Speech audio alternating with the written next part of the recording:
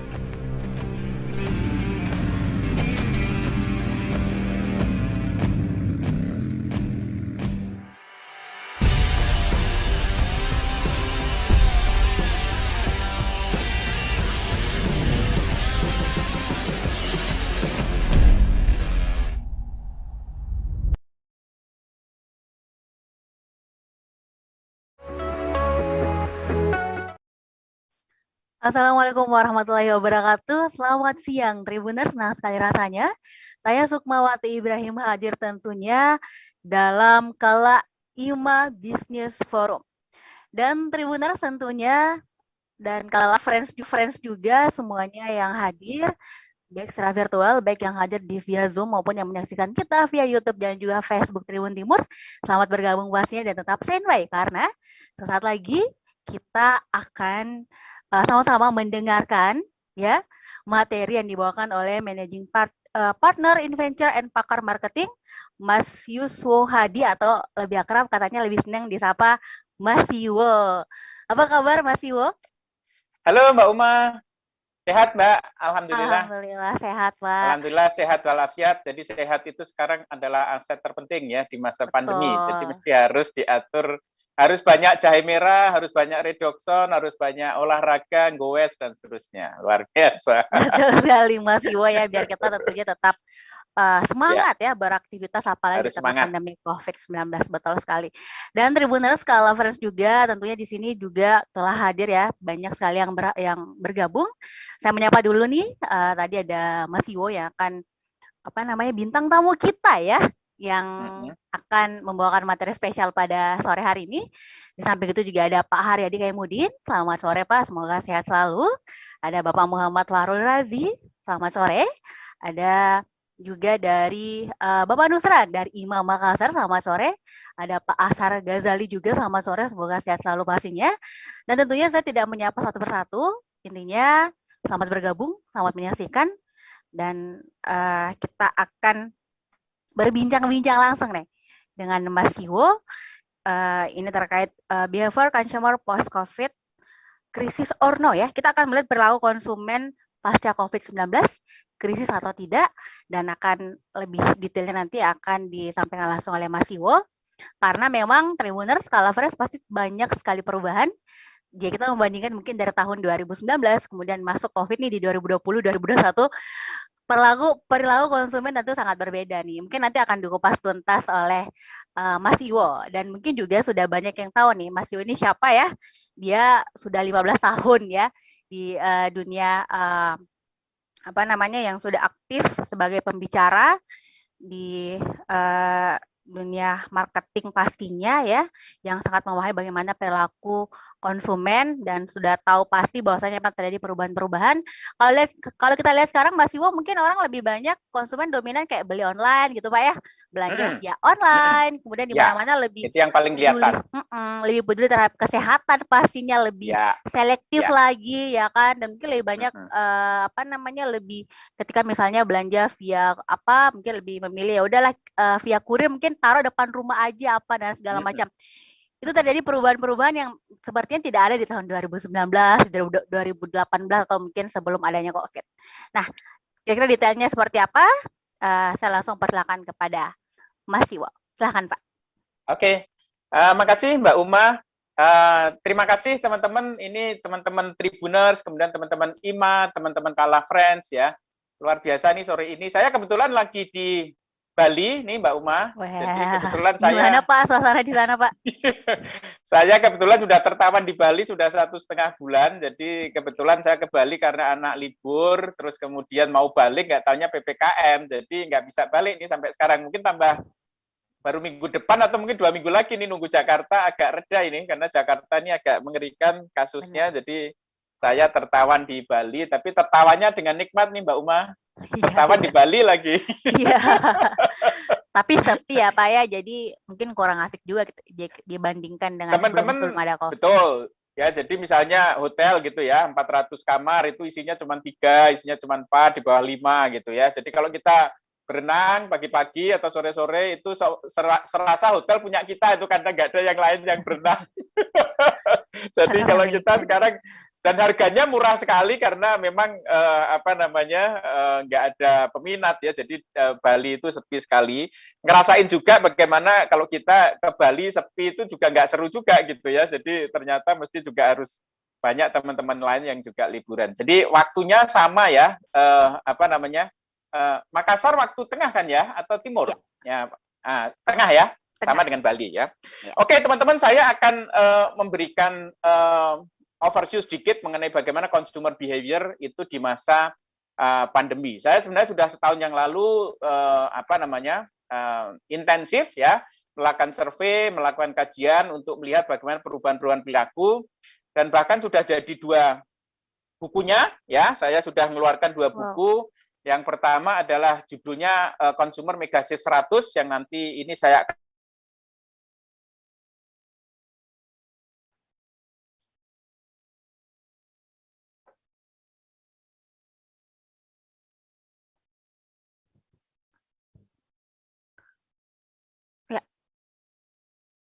Ini sepertinya terputus ya jaringannya mungkin Tribuners.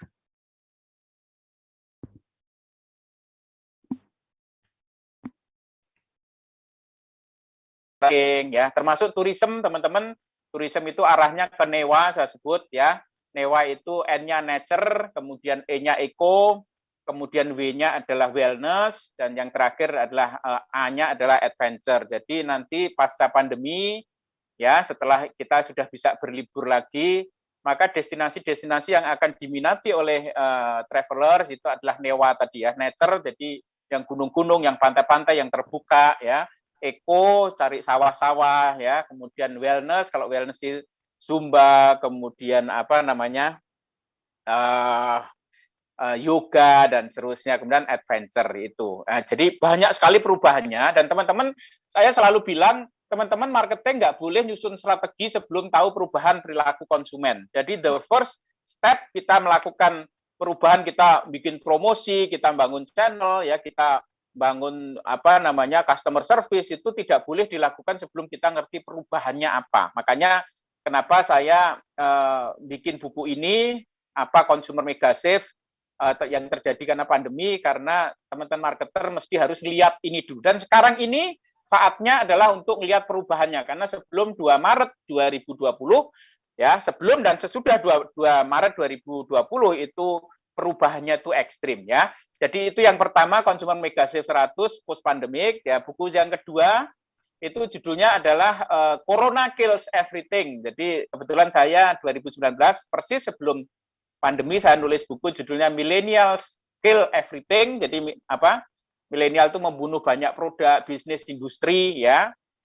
Contohnya dapur itu ya, TV ya, radio itu dibunuh oleh milenial ya, termasuk dasi itu, kamera itu dibunuh oleh milenial, makanya Canon keluar dari Indonesia karena milenial sudah nggak pakai kamera lagi ya.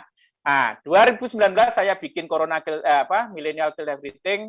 Ini tahun 2021 saya bikin ya. Ini kayak serinya kan, kalau Star Wars kan ada seri-serinya. Nah, Benar. kalau sebelumnya itu adalah Millennial Kills Everything, sekarang Corona Kills Everything. Sama teman-teman, jadi banyak bisnis-bisnis, produk-produk, industri yang dibunuh oleh, jadi Corona tidak hanya membunuh orang, tetapi juga membunuh bisnis ya. Contohnya adalah tourism ya, yang paling banyak ya. MICE misalnya ya, MICE itu meeting, insentif, conference, exhibition ya. Jadi apa event-event olahraga ya, meeting ya. Kalau dulu kita meeting itu ke Bali, kita ke apa namanya, ke Jogja, ke Batam gitu ya, ke Makassar gitu ya. Tetapi dengan adanya pandemi maka semua dilakukan secara daring ya. Exhibition juga begitu. Jadi event-event olahraga ya, Liga Eropa, Euro kemarin sudah mulai lumayan, tetapi Olimpiade Tokyo ini agak banyak hambatan ya, karena kasusnya masih gede. Oke, teman-teman, saya akan nguraikan yang buku yang pertama ya. Teman-teman juga sudah bisa beli bukunya di Gramedia, sudah ada buku ini. Mudah-mudahan belum habis karena terakhir carinya sudah susah ya. Ini bukunya cukup panjang dan itu mendokumentasikan perubahan yang saya sebut, teman-teman, ini adalah perubahan 100 tahun sekali. Karena flu Spanyol itu terakhir tahun 1918, teman-teman. Jadi persis berapa? 103 tahun yang lalu kita mengalami pandemi yang apa namanya, masif seperti yang terjadi sekarang ini. Perubahannya luar biasa, makanya teman-teman mesti harus tahu perubahan-perubahan itu. Oke, mungkin saya punya sekitar 20-an slide ya, mudah-mudahan nanti nggak sampai mungkin 30-45 menit, mudah-mudahan saya bisa selesaikan sehingga kita mungkin banyak discuss ya. Oke, mungkin boleh selanjutnya, slide berikutnya. Oh ya, ini saya minggu depan kebetulan teman-teman, kita ini sekarang sedang menghadapi apa yang disebut sebagai second wave ya. Jadi first wave-nya, gelombang pertama COVID itu puncaknya terjadi bulan Maret 2021 sebanyak 15.000 kasus ya. Tapi turun ya, kemudian sampai dengan 5.000, 4.000, tetapi kemudian naik lagi ya. Makanya untuk mensukseskan target 2021 ya, saya membuat namanya Indonesia Industry Outlook. Ini minggu depan teman-teman, kalau mau hadir boleh tanggal 28 29 Juli. Judulnya Winning in the Second Wave Crisis. Ini sangat hot karena kita sekarang sedang dilanda second wave crisis ya, dan itu mengancam target kita di 2021. Teman-teman, di paruh pertama, semester pertama kita terpaksa masih wait and see ya. Karena apa? Karena vaksinnya masih baru disuntikkan ya, bisnis masih belum apa namanya, masih gonjang-ganjing, jadi banyak pemain, konsumen dan pemain itu wait and see. Makanya kita berharap kita akan comeback lagi itu di semester 2 harusnya ya. Kita miss di semester pertama, tetapi di semester 2 kita mesti harus lari kenceng untuk mewujudkan agar jangan sampai target 2021 akhir tahun itu nggak tercapai. Tetapi yang terjadi apa? Di bulan Juni, pertengahan Juni, tiba-tiba ada second wave. Dan sampai sekarang, saya nggak tahu sore ini, kemarin sudah turun, sudah flat ya. Dan ini menyebabkan perubahan itu, kita nyebutnya VUCA ya, jadi perubahannya volatile luar biasa. Dan ini nanti akan menampilkan ada 10 industri, ya, mulai dari banking, syariah banking, ada logistik, ada retail, F&B, food and beverage ya. Kemudian ada 10 industri yang nanti akan dibahas. Teman-teman boleh nanti kalau mau hadir itu nanti bisa hadir. Mungkin nanti di belakang ada, kalau alamat websitenya itu indonesiaindustryoutlook.com. Boleh nanti teman-teman kalau mau sekarang boleh juga itu teman-teman yang di handphone indonesiaindustryoutlook.com untuk tahu sesi-sesinya ya. Oke, mungkin berikutnya langsung. Berikutnya ya. Teman-teman, inilah 100 perubahan yang terjadi, perubahan perilaku konsumen yang terjadi akibat adanya pandemi ya. Jadi 100 itu saya bagi menjadi 10 kelompok, teman-teman. Mudah-mudahan banyak yang pakai laptop sehingga ini tulisannya kecil-kecil. Kalau pakai handphone terlalu kecil ya. Jadi perubahan itu dari 1 sampai 6 itu perubahan mengenai family life ya. Jadi keluarga di Indonesia itu berubah sama sekali. Yang jelas bapak, ibu, anak sekarang semakin bondingnya semakin kuat ya, semakin dekat karena tiap hari ketemu ya. Tetapi yang terjadi, saya dengar kabar terakhir justru di masa pandemi itu banyak perceraian saking dekatnya ya, saking dekatnya malah banyak bertengkarnya dan banyak perceraiannya, tapi secara umum enggak sih, secara umum kecenderungannya akan semakin dekat bapak, ibu sama sama anak gitu ya. Terus kemudian 7 sampai berapa itu? 20 itu mengenai urban life and the city ya. Jadi kota itu akan semakin urbanisasi akan balik, nanti deurbanisasi, kemudian densifikasi, artinya kota itu akan semakin jarang penduduknya, karena teman-teman perlu ingat ya, kota-kota di dunia yang paling terdampak oleh pandemi itu adalah kota-kota yang padat penduduk ya. Apakah New York, apakah Paris ya, apakah London ya, apakah Jakarta, apakah Surabaya. Ya, sementara daerah yang nggak padat itu relatif lebih aman ya. Itu urban life, kemudian ada social and religious life, kemudian ada digital life, teman-teman. Salah satu contoh digital life adalah tadi Mbak Uma cerita, kita semakin belanja itu semakin ke Tokopedia, ke Bukalapak gitu ya. Terus kemudian di samping itu juga fenomena kaitan digital life ini, contohnya adalah cashless society, teman-teman. Jadi kita itu sekarang kalau bayar-bayar sudah nggak pakai sentuhan lagi, pakai kris, pakai QR code ya. Itu contoh bagaimana digital life itu bergeser. Kemudian shopping and consuming. Jadi kita cara shopping dan consuming itu juga berubah ya. Yang paling utama adalah kita semakin peduli kepada higienitas dan safety. Jadi teman-teman kalau punya resto itu branding yang pertama adalah branding CHSE ya. CHSE itu adalah cleanliness, C-nya, H-nya itu adalah healthiness ya, CHSE, S-nya safety, E-nya adalah environment. Jadi branding untuk teman-teman yang bergerak di resto meyakinkan konsumen bahwa kita itu aman gitu ya, nggak tempat untuk penularan COVID gitu, namanya CHSE. Itu di shopping and consuming. Terus kemudian yang berikutnya adalah kaitan ke working and professional life, teman-teman. Jadi kita yang paling kelihatan kita namanya working from home ya. Jadi kita cara bekerjanya juga berubah sekarang. Yang paling kelihatan adalah yang paling kasat mata adalah kita mulai kerja sekarang dari rumah ya.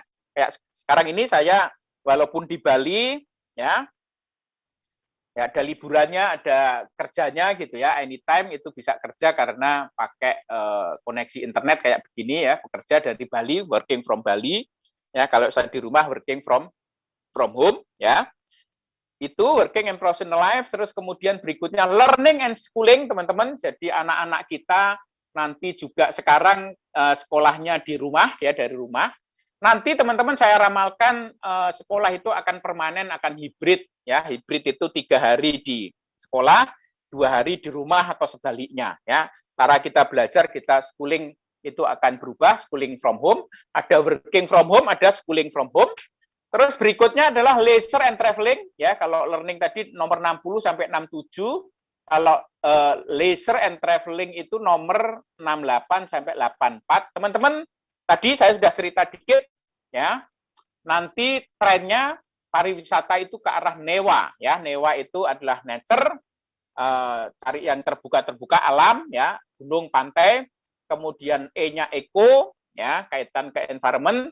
Kemudian W-nya wellness ya. Jadi sekarang yang dicari tempat yang sepi-sepi. Karena kalau kebetulan teman-teman saya kenal Bupati Banyuwangi ya, Pak Aswar Anas, itu tahun 2019 teman-teman, sebelum pandemi Pak Anas itu Banyuwangi itu punya 123 festival teman-teman. Yang itu sifatnya high crowd ya. High crowd itu mendatangkan kerumunan, dan typically sektor pariwisata itu kerumunan gitu ya. Di masa pandemi kerumunan nggak boleh, maka kemudian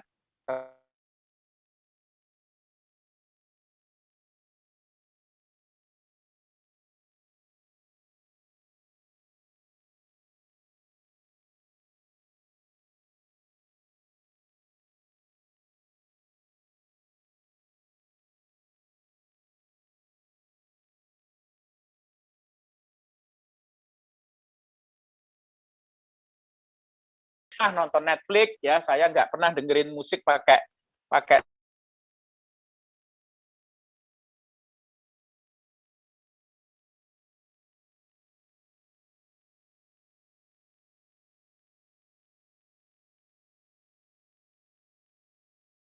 Pass ya, langganan SBO Go dan seterusnya ya. Jadi namanya streaming services itu growing di masa pandemi, dan yang terakhir adalah flying and airport ya. Kita terbang juga terpengaruh pandemi karena pesawat itu semakin mahal, semakin ribet, dan semakin tidak aman. Makanya sampai sekarang orang masih ragu naik pesawat. Teman-teman, saya ke Bali selama pandemi sudah 4 kali ya, dan masing-masing cukup lama ya, sekitar setengah bulan. Dan dari 4 itu baru terakhir saya yang berani naik pesawat ya. Sebelumnya naik kendaraan pribadi ya, dari Jakarta ke Semarang, ke Solo, ke Surabaya, Banyuwangi, nyebrang ke Gilimanuk, nyebrang ke Bali ya, itu pakai mobil teman-teman bersama keluarga. Jadi kendaraan paling aman di masa pandemi bukan lagi pesawat ya, bukan kapal laut ya, bukan kereta, bukan Transjakarta ya, tetapi adalah kendaraan pribadi. Makanya teman-teman yang bergerak di kendaraan pribadi ini nanti akan growing lagi, tapi beratnya adalah nanti pasti akan macet. Kalau Jakarta itu macet luar biasa, dengan adanya pandemi orang akan beli private car semua, nanti akan semakin macet ya.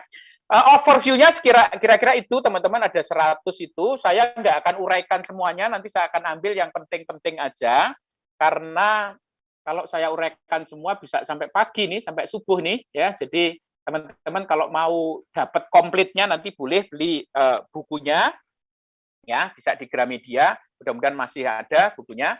Oke, ini ringkasannya. Sebelum masuk ke masing-masing poin, saya akan kasih background-nya dulu. Oke, berikutnya. Oke, ini adalah kondisi makro, teman-teman, yang dihadapi para pelaku bisnis ya, dengan adanya pandemi. Teman-teman, pandemi menciptakan 4 ekonomi, ya, yang 4 ekonomi itu menghasilkan new rule of the game.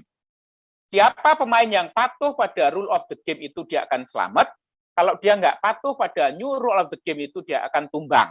Ya, nah 4 ekonomi itu apa? Ada 4. Kita mulai dari yang atas, teman-teman ya. Yang pertama adalah pandemi itu menciptakan hygiene ekonomi. Ya, hygiene ekonomi. Hygiene ekonomi itu apa? Yaitu ekonomi di mana para pelaku bisnis itu menempatkan healthy and safety, ya. Cleanliness, Healthy and Safety, CHSE, itu sebagai top priority. Teman-teman, ini survei di seluruh dunia sudah menunjukkan bahwa prioritas utama konsumen sekarang adalah healthiness sama safety. Ya, makanya kenapa jahe merah itu larisnya luar biasa, ya. Kenapa vitamin-vitamin itu laris luar biasa. Kemarin barusan bir brand itu viral gitu ya, karena tiba-tiba orang itu berebut ya, cari bir brand dan kemudian kosong dan kemudian viral gitu ya. Itu karena apa? Karena prioritas konsumen itu hygiene ya. Yang pertama adalah hygiene ekonomi, teman-teman. Yang kedua, pandemi menciptakan apa yang saya sebut sebagai low touch ekonomi ya. Low touch ekonomi adalah ekonomi di mana para pemain itu mengurangi persentuhan fisik, teman-teman. Ya, makanya kemudian QR code itu menjadi solusi ya. Jadi ini kalau saya di hotel itu sekarang sudah mulai banyak hotel itu liftnya itu pencetannya sudah nggak pakai jari gitu ya, cuman pakai tangan gitu sudah langsung bisa ya. Terus teman-teman kalau ke kedai kopi ya, bayar sekarang di Jakarta sudah mulai kedai kopi sudah nggak terima cash ya, bahkan nggak terima kartu ya, terimanya cuman pakai handphone, pakai QR code ya. Jadi itulah yang disebut sebagai low touch ekonomi. Nanti teman-teman, kita ini sekarang sudah di second wave ya. Ini ramalan Harvard sudah mengatakan nanti ada first wave, ada second wave, ada third wave, ada fourth wave. Jadi kita ini ekonominya akan buka tutup terus ya, sampai nanti herd immunity ya, teman-teman. Kalau di berbagai negara sekarang sudah mulai masuk third wave ya. Jadi ini gonjang-ganjing terus, teman-teman. Jadi kita ini planning tambah makin sulit gitu ya, karena buka tutup terus ya, diombang-ambing sama pandemi ini ya. Nah, di tengah itu kita nggak boleh bersentuhan, maka low touch ekonomi itu lahir, dan kemudian digital, teman-teman.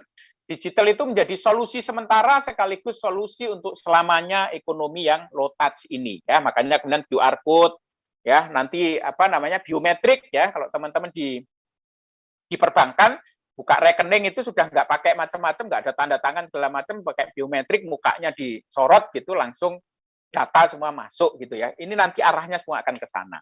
Berikutnya adalah apa yang saya sebut less crowd economy, teman-teman ya. Less crowd economy itu adalah ekonomi di mana para pelakunya itu menghindari kerumunan ya. Makanya bisnis-bisnis yang sifatnya high crowd ya, tadi contohnya Banyuwangi tadi itu festival gitu ya, konser musik, ya, sport ya, ada Piala Eropa, kemudian Olimpiade ya, formula segala macam itu agak berat di masa pandemi karena sifat bisnisnya yang high crowd. Teman-teman, di masa pandemi itu bisnis-bisnis yang high crowd itu agak berat ya, dan ini prosesnya akan lama ya.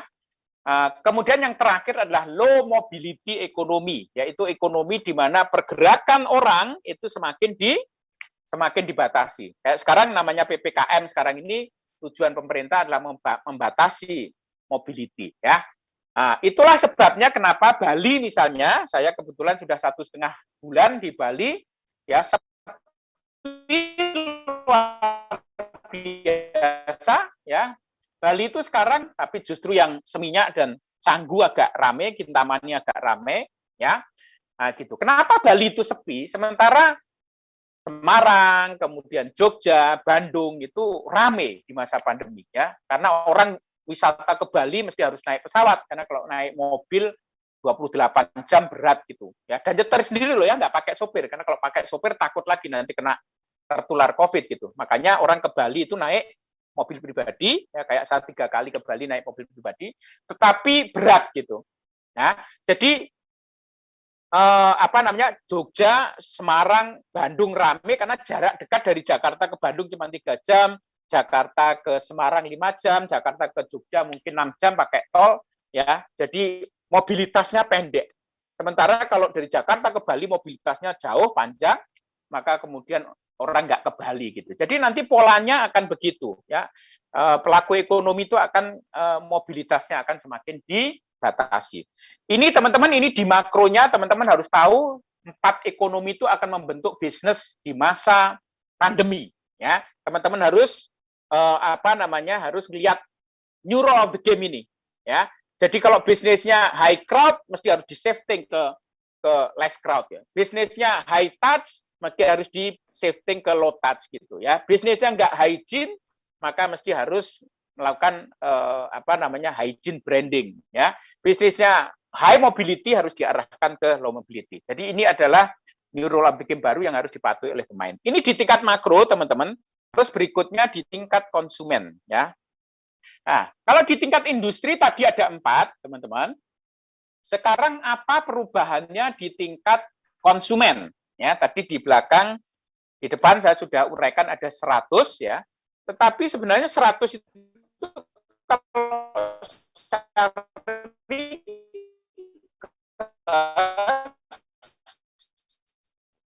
itu ada 4 teman-teman. Banyak sekali kan? Itu biar clustering hanya itu menyangkut 4 ya. Saya menyebutnya the 4 consumer mega shift during pandemi ya. 4 itu apa? Yang pertama adalah apa yang saya sebut sebagai stay at home lifestyle. Yaitu kita perilaku baru ya, gaya hidup baru di mana kita itu tinggal di rumah ya. Nah, apa aja perilakunya? Kita mulai dari bekerja dari rumah, kita belajar dari rumah, kita ke rumah sakit dari rumah pakai telemedicine, ya, kita bersosialisasi dari rumah, semua dilakukan dari rumah. Makanya kemudian membentuk apa yang saya sebut sebagai stay at home lifestyle, ya.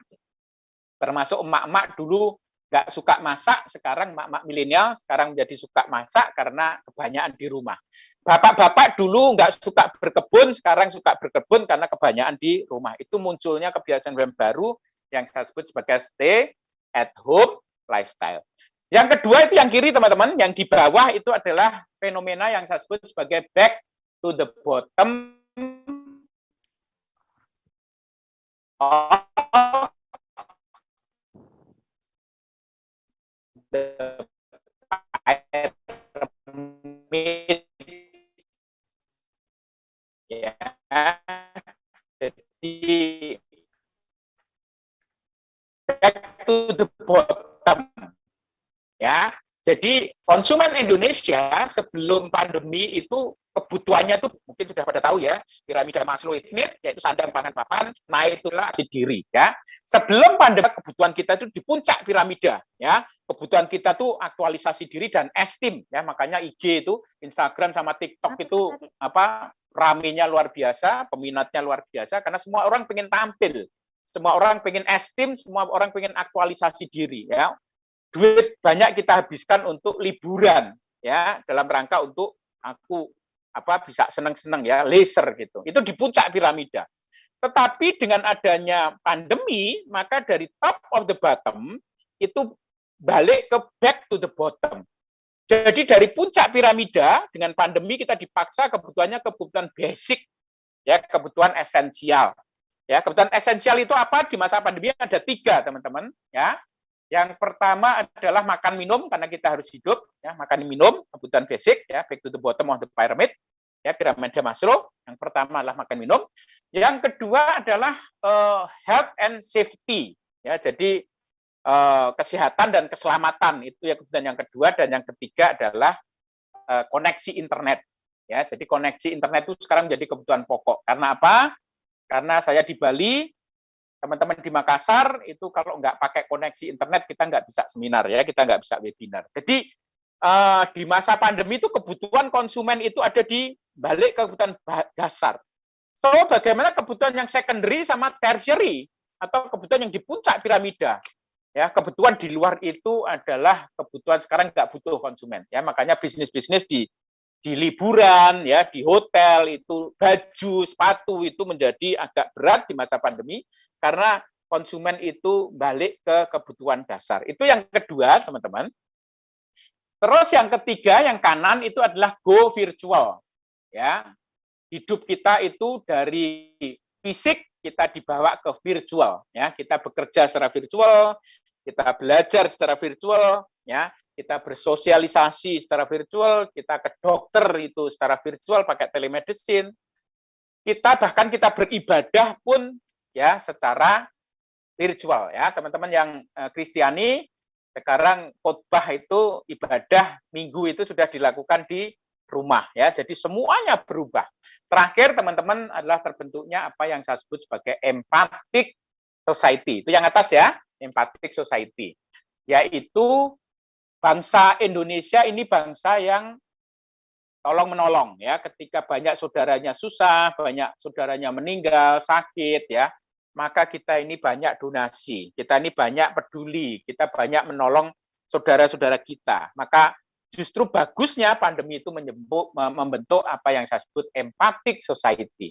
Makanya teman-teman yang di Lasis ya, dompet duafa, rumah zakat itu di masa pandemi justru booming bisnisnya ya, karena raising fund-nya itu booming karena semua orang sekarang berdonasi ya.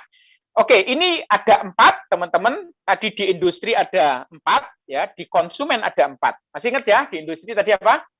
Yang pertama ada 4 ekonomi, ada hygiene, ada low touch, ingat ya, less crowd, kemudian low mobility, yaitu di tingkat industri, tingkat makronya. Tingkat mikronya yaitu di konsumen ada 4 juga perubahan besar, di mana 4 itu kalau kita detailkan ya, kita detailkan itu membengkak menjadi 100 tadi ya. Jadi 4 itu yang pertama adalah stay at home lifestyle, yang kiri, kemudian back to the bottom of the pyramid ya. Ingat ya teman-teman, sebelum pandemi kita ini masyarakat kita tuh leisure ekonomi ya, kita adalah masyarakat yang leisure, suka liburan ya, suka esteem ya, apa-apa ditampilkan di IG, maka kemudian dengan adanya pandemi kita back to the bottom, yaitu 3 kebutuhannya, masih ingat ya, yang pertama adalah makan minum, kedua kesehatan keselamatan, ketiga koneksi internet, terus kemudian fenomena tren yang ketiga, megashift yang ketiga adalah go virtual, apapun kita lakukan secara virtual, dan terakhir adalah empathic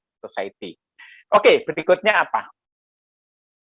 Berikutnya masih pengantar teman-teman, ini adalah gambar yang menunjukkan industri-industri yang fall dan industri-industri atau bisnis-bisnis yang rise di masa pandemi ya. Jadi teman-teman, kalau teman-teman para entrepreneur, maka teman-teman nggak boleh pesimis melihat pandemi ya. Kenapa? Karena memang betul banyak bisnis-bisnis berjatuhan ya, hotel nggak ada yang nginep ya, tourism sepi ya, Bali sepi sekarang. Tapi di balik itu banyak juga bisnis-bisnis yang justru rising, teman-teman. Ya, contohnya Telkom, teman-teman, IndiHome ya, mungkin banyak yang sudah langganan IndiHome ya. Saya kebetulan lagi bantu juga teman-teman IndiHome, teman-teman. Jadi IndiHome itu di masa pandemi justru rising luar biasa, teman-teman. Kenapa? Karena sebelumnya orang itu sebelum pandemi ya, internet itu kan pakai handphone ya, tetapi dengan kita harus tinggal di rumah maka koneksi internetnya itu diubah menjadi wifi di rumah gitu ya. Makanya teman-teman IndiHome itu sampai nangis ya di masa pandemi. Nangis itu bukan karena kekurangan customer ya, tetapi justru nangis itu karena kebanyakan customer. Kenapa? Karena bandwidth-nya terbatas, begitu ada pandemi, traffic-nya tinggi, maka kemudian banyak komplain ya, 40% konsumennya IndiHome itu komplain ya, karena koneksinya jadi bottleneck gitu ya. Jadi justru teman-teman di masa-masa pandemi ini ada yang memang fall, ada yang rise ya. Nah, saya coba sudah petakan teman-teman, yang kiri itu adalah yang fall, yang kanan itu adalah yang rise. Terus yang bunderan yang di tengah itu adalah bisnis-bisnis yang so-so ya. So-so itu dalam satu kasus rise, dalam satu kasus dia bisa jatuh juga ya. Coba saya cepat aja, saya akan lihat yang kiri dulu, yang fall dulu. Apa saja bisnis-bisnis yang fall ya. Yang jelas adalah hotel dan tourism ya. Yang kiri, yang bagian atas teman-teman ya, itu hotel dan tourism. Yang kedua airline. Ya, airline sampai Garuda ini juga diambang bangkrutan, teman-teman. Ya, Garuda itu sampai merugi per bulannya sampai 14 triliun, teman-teman. Jadi overhead-nya berat sekali, ya. Yang ketiga adalah MICE, ya. Tadi saya sudah singgung, MICE itu meeting, incentive, conference, exhibition, ya. Jadi hotel-hotel itu ballroom-nya sekarang nggak banyak, pada nganggur, ya. Karena sudah nggak ada lagi raker, nggak ada lagi seminar ya, karena takut semua ya. MICE termasuk industri yang sangat berat di masa pandemi. Terus kemudian bar and resto ya, bar and resto juga berat, tetapi masih mending lah ya, masih bisa jualan dengan food delivery, masih bisa. Kemudian berikutnya sinema, teman-teman ya, bioskop ini juga berat. Jadi walaupun bioskop itu dibuka juga nggak ada penontonnya, karena orang bayangkan kita nonton 2 jam gitu ya, 2,5 jam atau 1 jam di dalam bioskop, ruangannya tertutup, AC di situ, jadi orang takut nanti kalau ketularan di klaster bioskop ya, walaupun belum ada kasus ya sekarang, tapi orang takut. Kemudian sport, teman-teman ya, tadi saya sudah cerita ada Olimpiade, ada Piala Eropa, Piala Italia ya, Liga Italia dan seterusnya, juga tutup semua. Mall dan retail juga begitu. Sekarang mall dibatasi sampai jam 5 ya, kapasitas 50% dan seterusnya. Jadi agak berat. Nah, itu otomotif, oil and gas dan seterusnya ya. Berikutnya saya yang kanan ya, yang kanan. Sekarang bisnis-bisnis yang rise di masa pandemi apa? Ya. Yang pertama adalah grocery dan e-commerce, teman-teman ya. Grocery itu ya gampangnya Indomaret, Alfamart lah. Ya, jadi kebutuhan-kebutuhan sehari-hari itu kita masih tetap butuh ya, makanya tetap growing. Kemudian e-commerce ya, e-commerce itu Tokopedia, Bukalapak dan seterusnya ya. Terus kemudian yang kedua adalah logistik and delivery, teman-teman. Jadi kalau marketplace itu growing, kalau e-commerce growing, maka kemudian barangnya kan dikirim.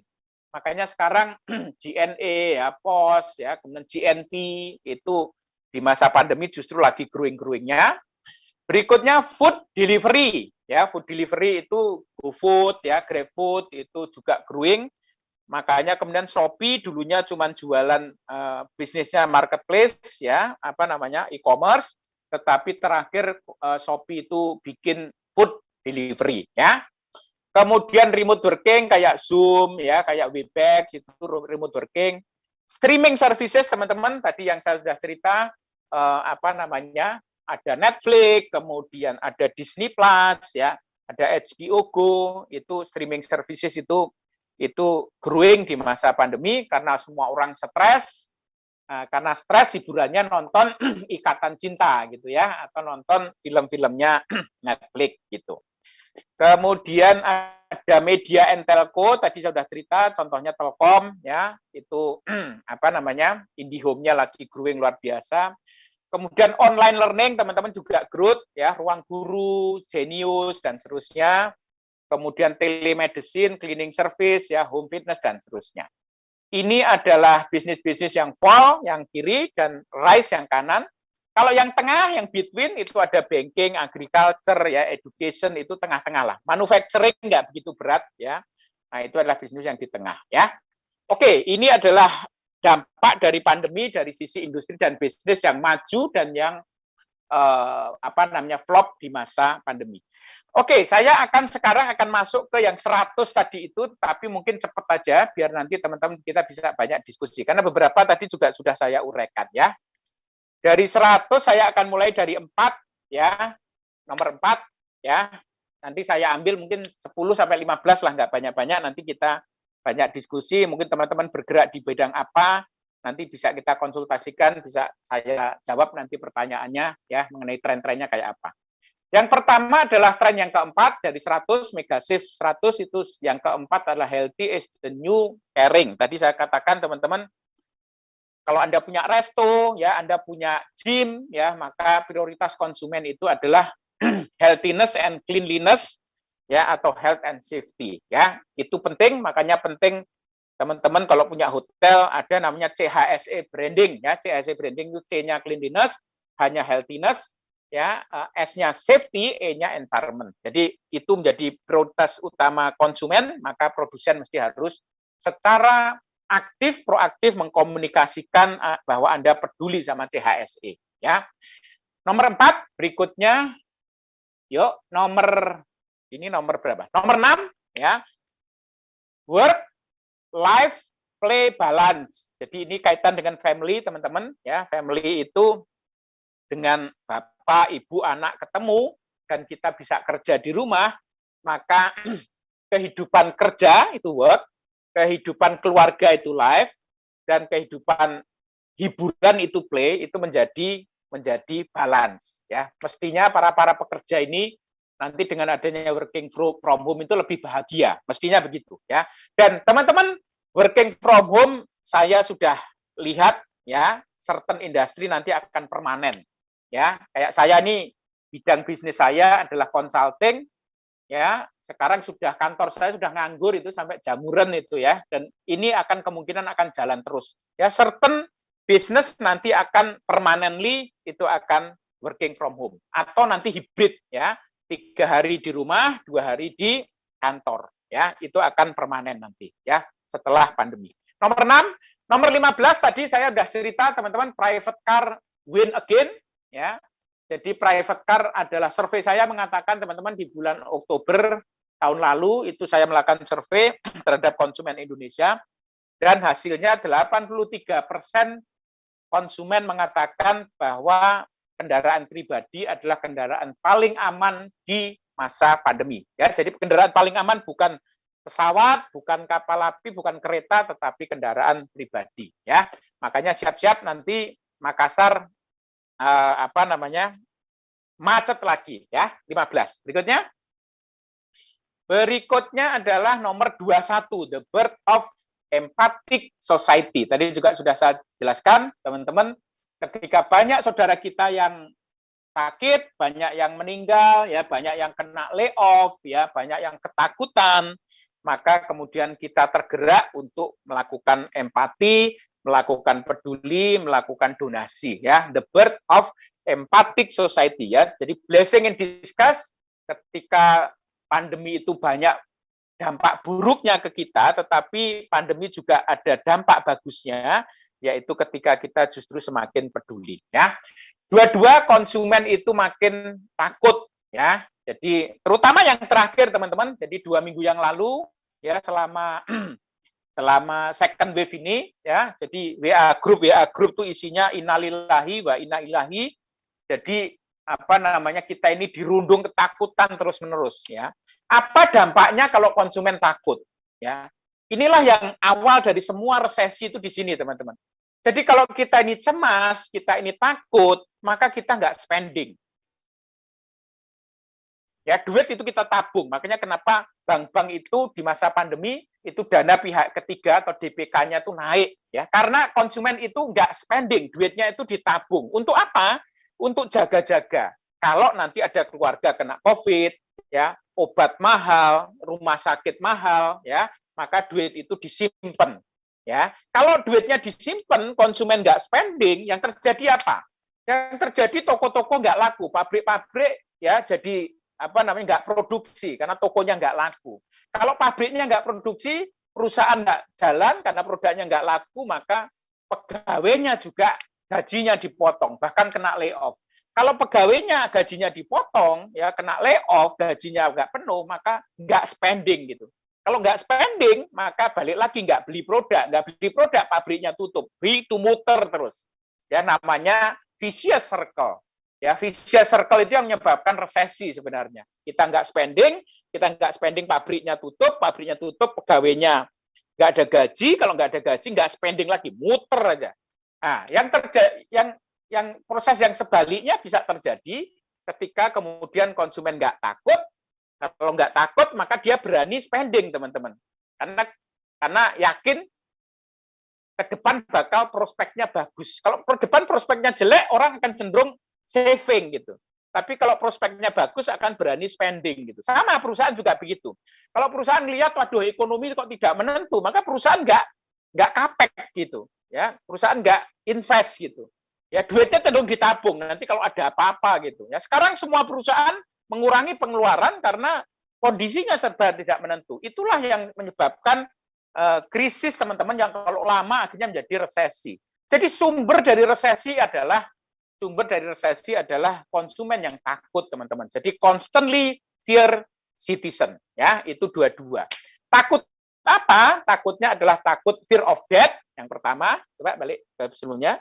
Takut mati yang pertama, yang kedua takut layoff, ya, takut ekonomi karena kehilangan pekerjaan, dan yang ketiga adalah takut aktualisasi, ya, itu yang di kepalanya orang itu, ya. Ada takut fear of death, ada fear of ekonomi, ya, layoff dan seterusnya. Kemudian fear of aktualisasi. Kita udah nggak bisa bersosialisasi lagi. Dua-dua berikutnya. Dari dua-dua ke berikutnya, ya. Berikutnya, yuk. Pindah. Nomor 27, dari 22 ke 27. Ini kaitan ke working, learning, dan playing. Jadi kita semua dilakukan secara virtual, teman-teman. Jadi kita bekerja secara virtual, kita learning secara virtual, kita gaming secara virtual, ya. Ini adalah abad virtual, ya. Kita welcome to the virtual century. Jadi pandemi menyebabkan dunia itu menjadi semakin virtual. Itu 27 berikutnya. Berikutnya 27, 28 digital banking gets momentum, ya. Tadi sudah saya singgung dikit. Ya, Bank Mandiri keluar namanya Levin, teman-teman, ya. BRI punya namanya Brimo. Terus kemudian BCA punya Blue, ya, barusan diluncurkan, mungkin sebulan yang lalu belum nyampe, ya. BCA Digital. Terus kemudian sekarang muncul namanya Bank Digital, teman-teman. Ada Bank Jago, ada Bank Aladin gitu. Jadi bank tapi nggak ada kantor cabangnya. Ya, channelnya semua pakai apps gitu. Jadi selama setahun ini, 1,5 tahun ini setelah pandemi Maret 2020, tiba-tiba bank itu berebut, ya, cepet-cepetan untuk menjadi digital banking nomor 1 di Indonesia. Ya, dulu awalnya sudah 5 tahun yang lalu pernah ada Genius, ya, tetapi pada waktu itu masih bank-bank kecil. Tapi begitu kena pandemi, maka the big three, ya, big three itu adalah BRI, BCA sama Bank Mandiri, ya, bank-bank besar ini kemudian masuk ke ranah digital banking. Ya, makanya mereka sekarang lagi agresif untuk menjadi super app istilahnya, financial super app, ya. Jadi kalau di Gojek, GoTo itu ada super app, maka nanti di bank itu juga akan ada namanya super app, ya. Di dalam satu apps itu nabung bisa, invest bisa, lending bisa, ya, transaksi bisa gitu. Itu nanti arahnya akan semua akan menjadi super apps. Nah, kantor cabang nasibnya gimana? Ya, saya kira-kira 2 bulan yang lalu, mungkin belum juga ya, 2 bulan lalu atau 3 bulan yang lalu, itu BNI itu nutup 96 kantor cabang, teman-teman, ya. Bukan karena bangkrut, bukan. karena bank masih bagus, tetapi karena dalam rangka transformasi digital. Jadi kalau dulu kantor cabang itu aset bagi bank, ya, ingat ya, BRI itu makin banyak kantor cabangnya makin hebat gitu. Tapi yang terjadi sekarang sebaliknya, teman-teman. Semakin banyak kantor cabang, semakin overhead-nya berat, ya, semakin dari aset ke liability kantor cabang itu. ATM juga begitu. Jadi di masa pandemi ATM itu nggak banyak yang pakai gitu. Sehingga kalau kita bikin ATM utilisasinya rendah, hitungannya rugi gitu. Untuk ngerawatnya, ya, kantor cabang itu untuk ngerawatnya, untuk di situ ada satpamnya, ada tellernya segala macam. Sementara kalau pakai apps itu bisa simple gitu ya. Jadi gitu, itu dampaknya kayak begitu. Jadi bank itu nanti akan semua mengarah kepada digital banking dan ke digital bank, ya, kayak Bank Jago, ya, neobank, ya, kayak Bank Jago, Bank Aladin segala macam, ya. Oke, ini nomor 28 berikutnya. Nomor 28 mengenai digital banking. Oke, berikutnya. Cashless society, tadi saya juga cerita, semua sekarang pakai QR code, semua sudah nggak pakai sentuhan, hotel-hotel, lift-nya juga sudah mulai nggak ada pencet-pencet, karena kalau banyak pencet-pencet nanti ada resiko kita tertular COVID, ya. 31, toward cashless society. Oke, berikutnya 37, tadi saya juga sudah cerita, online shopping itu akan mengalami deepening dari wants ke need, ya. Jadi teman-teman kalau ke jual kalau belanja online itu kan yang untuk yang wants gitu. Yang wants itu pokoknya yang untuk yang gaya-gayaan lah, ya. Jadi kalau beli handphone, ya, beli sepatu, beli baju itu online. Ya, tapi kalau kebutuhan sehari-hari itu nggak online. Tapi nanti dengan ada pandemi, maka kebutuhan-kebutuhan yang pokok itu nanti akan semakin dibeli secara online, ya. 37, online shopping deepening, ya. Berikutnya, ini 37, terus berikutnya.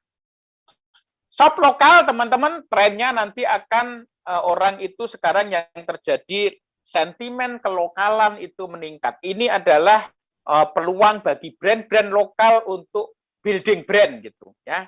Jadi dengan pandemi itu dulu kita senang produk Cina gitu ya, karena produk Cina murah gitu, tapi kita tahu Cina adalah sumbernya COVID, maka sekarang sentimen produk Cina mulai melemah gitu. Orang lebih suka beli brand lokal sekarang. Jadi sentimen lokal teman-teman di masa pandemi itu meningkat 39. Oke, berikutnya. Berikutnya 39 shop lokal close loop ekonomi. Jadi UKM sekarang pakai WA group itu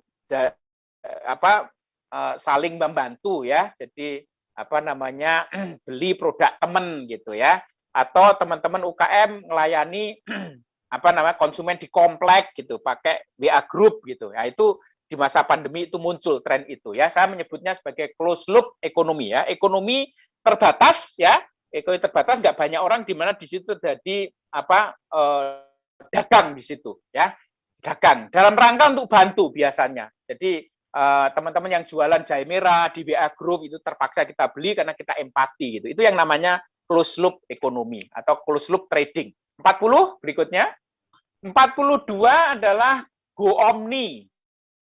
Ya, jadi nanti saya mengatakan walaupun kita go digital tetapi physical itu akan tetap ya. Makanya istilahnya itu omni. Omni itu hidup di dua alam. Customer itu hidup di dua alam, yaitu digital dan physical. Jadi physical ini nggak akan habis ya, nggak akan hilang.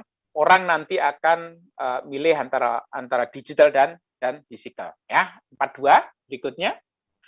Berikutnya nomor 42, berikutnya apa? Going omni. Yuk.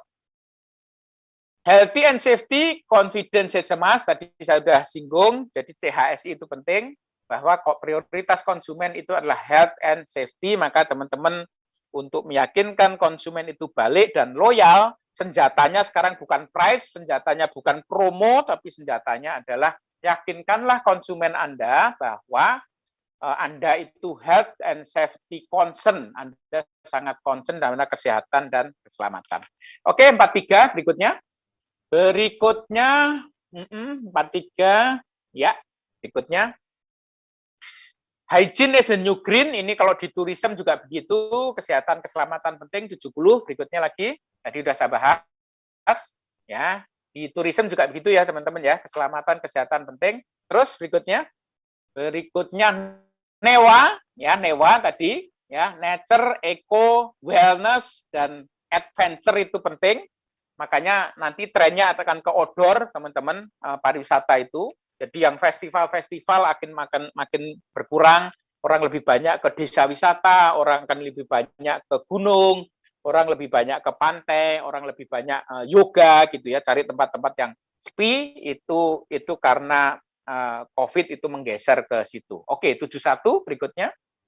Berikutnya nature will triumph. Berikutnya adalah ya staycation ya. Jadi kayak saya sekarang di mana di Bali ya, sudah 1,5 bulan teman-teman saya tertawan di Bali, tetapi saya tetap kerja ya. Sekarang ini kan kerja saya ya, jadi webinar segala macam melalui dari hotel. Jadi dengan ada staycation sebelum pandemi nggak ada teman-teman. Istilah staycation itu juga orang kita nggak ngerti gitu ya. Tapi dengan pandemi tiba-tiba layanan keluarga-keluarga itu liburan di hotel nggak kemana-mana, itu menjadi populer ya. The boom of staycation itu nomor 73. Oke, berikutnya. Berikutnya masih di pariwisata ya. Berikutnya adalah ya microtourism. Tadi saya juga sudah cerita ya teman-teman ya, microtourism itu adalah tourism yang pariwisata yang jaraknya dekat, waktunya pendek. Ya, tadi saya ceritakan kenapa Bali itu sepi, sementara Jogja, Semarang, Bandung itu rame karena ke Bandung cuma 3 jam, ya ke Semarang cuma 6 jam gitu. Jadi pola pariwisata nanti jaraknya pendek-pendek, sekitar maksimal 5-6 jam, terus waktunya juga nggak panjang, sekitar 3 hari. Itu nanti tren ke arah ke arah pandemi. Setelah pandemi itu tren tourism nanti arahnya akan ke sana. Ini nomor 74 berikutnya. Local tourism itu akan booming ya. Jadi sampai dengan 3-4 tahun ke depan itu pariwisata Indonesia akan backbone-nya adalah turis lokal ya, karena turis wisman itu agak berat ya, termasuk Bali. Yang membuat Bali itu akan comeback itu bukan wisman, tetapi nanti akan para turis lokal ini ya. Makanya teman-teman harus banyak ke Bali, karena kasihan teman-teman Bali ini kehidupannya hanya tergantung kepada pariwisata. Ketika pariwisata mati ya, terutama yang dari wisman, maka harapan satu-satunya saat ini teman-teman Bali adalah bisnis ya. Makanya kenapa saya udah 4 kali ke Bali, salah satu faktornya karena empatik tadi itu, empatik society tadi itu ya, karena pengen ya mungkin sumbangannya nggak besar, tapi hotelnya yang saya inapi, saya kemudian bareng sama beli sama sopir gitu ya, juga gitu dia bilang berat ini, alhamdulillah nih Pak Siwo nyewa mobilnya dia sehingga lumayan bisa bertahan gitu ya. Jadi ada faktor itu juga ya. Itu 76, berikutnya 86. Streaming services teman-teman, tadi juga saya sudah cerita ya, Disney Plus, kemudian Netflix ya, Spotify. Saya kebetulan sebelum pandemi nggak ngerti itu apa Spotify ya. Spotify itu kalau dulu kan saya pakainya kaset ya, pakainya karena Gen X, pakainya kaset, pakainya CD gitu ya, DVD gitu ya. Tetapi dengan adanya pandemi, maka kita mulai familiar dengan bikin album sendiri ya, bikin musik kita sendiri itu melalui Spotify ya. Ini 86 streaming services. Cukup? Sudah ya, terakhir ya. Oke, ya. Oke, teman-teman coba balik ke awal tadi, saya biar nggak kocar-kacir teman-teman. Jadi tadi saya sudah menguraikan 100 ya, tapi nggak semua 100 ya, paling cuma seperempatnya.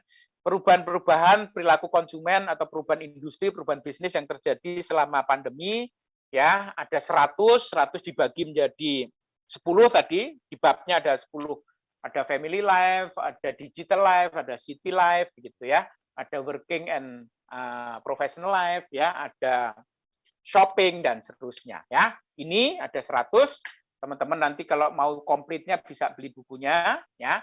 Terus tadi saya cerita di tingkat makro ada 4, mungkin teman-teman masih ingat ya. Jadi pandemi itu menyebabkan lahirnya 4 ekonomi, hygiene ekonomi, low touch ekonomi, less crowd economy, ya, low mobility economy, yang itu menciptakan new rule of the game, yang siapapun pebisnis kalau mau survive di era pandemi harus tunduk pada rule of the game yang baru ini. Ya, ini tingkat makro.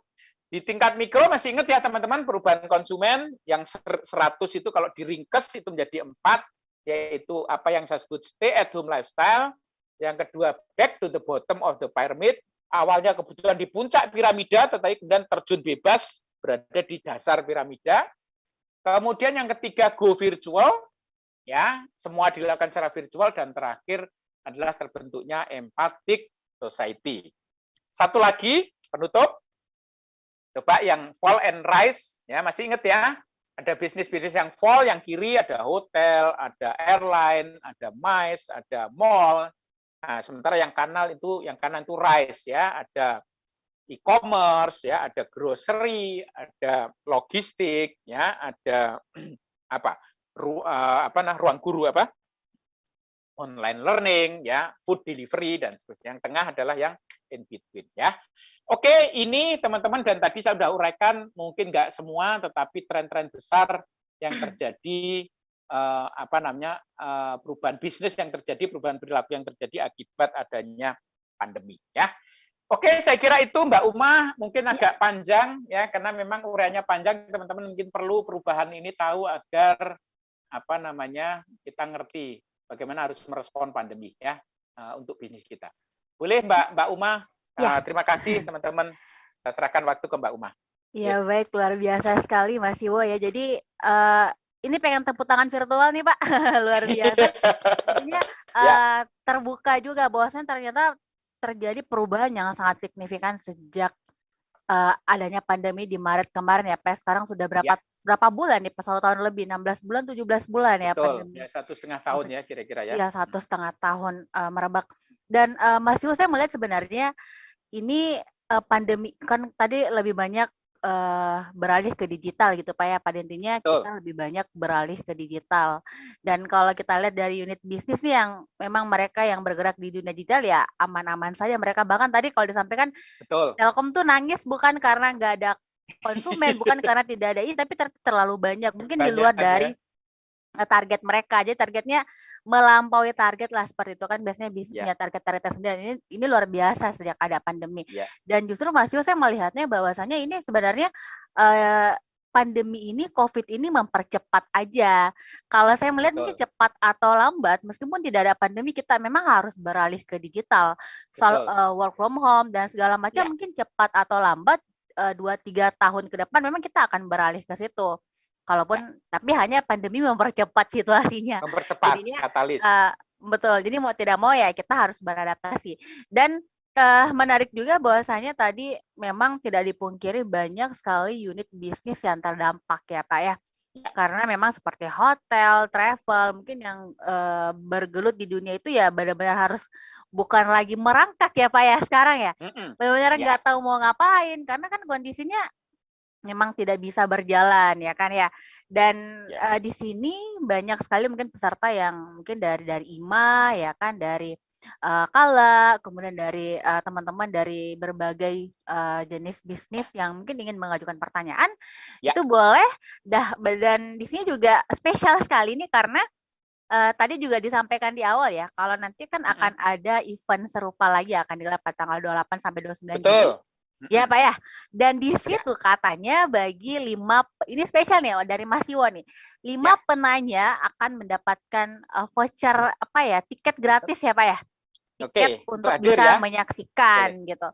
Jadi buat teman-teman para peserta yang tentunya ingin menyaksikan, pasti di sana akan lebih banyak lagi nih yang akan diulas ya, bagaimana tadi juga temanya sudah disampaikan ya. Nantinya akan banyak lebih detail lagi lah mungkin dari hari ini akan diulas. Jadi teman-teman mungkin kalau mau tahu gambaran acaranya boleh sekarang juga diklik ya, bit.ly, boleh diketik bit.ly bit.ly/IIO ya, IIO itu Indonesia Industry Outlook, strip yang di tengah S2 itu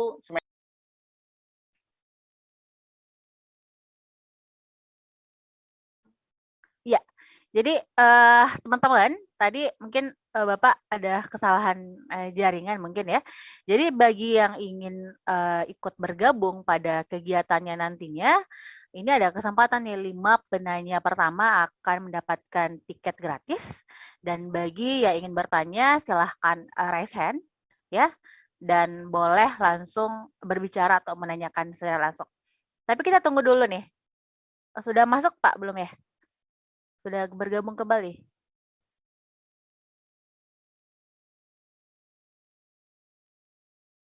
Oke.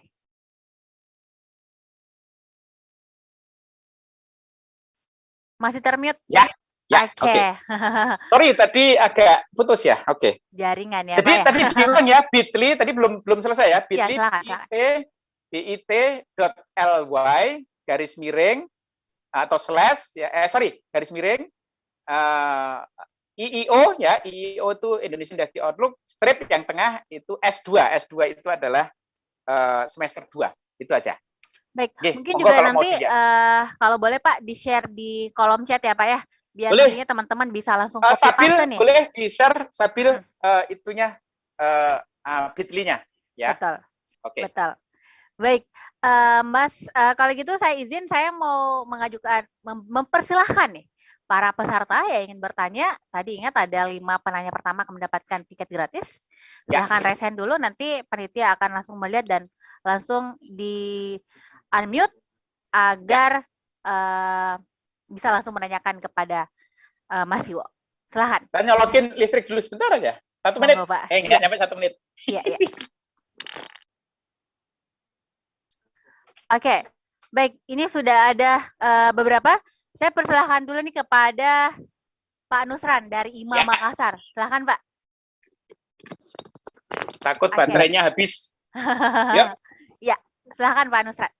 Baik, terima kasih waktu yang diberikan. Luar biasa. Wow, penjelasan dari apa yang tadi dijelaskan sangat menarik ya, dan saya pikir memang ini kecenderungan ke depannya yang disampaikan terkait dengan apa yang harus dilakukan oleh para produsen dan konsumen sekaligus gitu ya. Jadi saya ingin mungkin comparison ya, compare sedikit apa yang dijelaskan tadi. Saya melihat juga ada hal yang perlu. Tentu tidak banyak yang akan saya singgung, tetapi paling tidak kemarin itu ada acara kami sempat menyampaikan kecenderungan yang disebut dengan food tourism. Food tourism. Jadi food tourism ini adalah gimana orang berwisata biasanya dengan berbasis makanan, makanan atau kuliner. Nah, kuliner ini tepat sekali apa dikatakan tadi, bahwa orang lebih cenderung pada kuliner lokal, ya. Jadi oleh sebab itu kita ingin UMKM kita bangkit dengan membuat kuliner yang spesifik sesuai dengan daerah masing-masing. Itu akan kecenderungannya ke sana, ya, cenderung ke sana. Nah, terkait dengan hal tersebut, saya sedikit mengarahkan kepada yang disebut halal tourism, ya, kepada halal tourism, ya. Jadi halal tourism ini tidak semata istilahnya untuk Muslim saja, tetapi juga non Muslim, universal, ya, universal karena saya bisa katakan kalau disebut dengan food halal food berarti dia adalah high quality. High quality. Tetapi kalau high quality belum tentu halal. Ya, begitu. Jadi berarti halal ini satu tingkat levelnya di atas dari high quality gitu ya. Iya, begitu. Jadi ini yang kedepannya kecenderungan yang perlu kita inisiasi ya kepada masyarakat, kepada UMKM, kepada para penggiat kuliner ya, sehingga memang match dengan apa yang disampaikan tadi ya. Terkait dengan betapa pentingnya ke depan atau kecenderungan ke depan dari apa yang kita sedang alami sekarang. Dan saya mendapatkan kabar dari beberapa pakar epidemiolog ya bahwa ini kemungkinan 2-3 tahun pun belum bisa normal gitu ya. Iya, belum bisa normal. Apalagi masyarakat kita khususnya Indonesia ini termasuk in question mark kepala batu gitu ya. Iya, kepala batu. Dan juga enggak apa-apa kalau kita kritik pemerintah, pemerintah juga ini sangat dummy gitu ya, tidak full. Kalau mau lockdown seperti Malaysia, lockdown. Lockdown aja. Iya, lockdown aja. Ini PPKM segala macam dibuat, malah terakhir ini ada darurat, terus level 4, ya kayak pedes aja gitu ya, level 1, 2, 3, 4. Waduh, saya pikir ini mungkin ya terlepas dari unsur politik, karena kalau lockdown itu kan pasti memang dana negara akan terkuras ya, sementara ya memang dana untuk biaya-biaya ini sudah begitu banyak keluar. Nah, terlepas dari itu kita tidak ke sana, tapi saya melihat penjelasan tadi luar biasa ya, dan saya pengen sekali sharing karena kami banyak bergerak juga di samping kami di IMA, kami ada namanya HIDI Indonesia. Ini tidak apa-apa sekali perkenalan. HIDI itu adalah Halal Industry Development Institute. Jadi kami buat beberapa program pendampingan ke masyarakat. Ya, kemarin di Kabupaten Jeneponto, kira-kira 150 atau tidak sampai, sekitar 75 sampai 100 kilo dari Makassar. Itu kita akan coba mengadakan pendampingan begitu. Jadi saya kira ini Mas yang sangat menarik. Mudah-mudahan ini dapat respon yang baik insya Allah untuk kita kolaborasi insya Allah ya. Oke. Terima kasih ya. Oke, luar biasa nih IMA Makassar nih ya. Dari dulu konsisten UKM, mengembangkan UKM sama lokal. Ini dua ini mesti harus kita belain.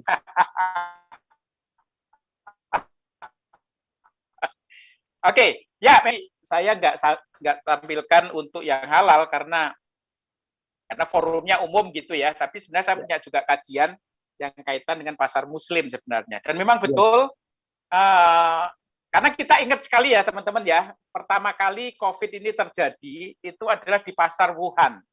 Begitu kita ingat pasar Wuhan, maka kita langsung ingat halal ya. Kenapa? Karena kejadian itu terwujud karena lalai terhadap prinsip halalan toyiban gitu ya. Jadi orang langsung benaknya itu wah ini tidak halalan toyiban gitu. Makanya kemudian awareness terhadap halal itu seiring dengan pandemi itu meningkat, Pak Nusran.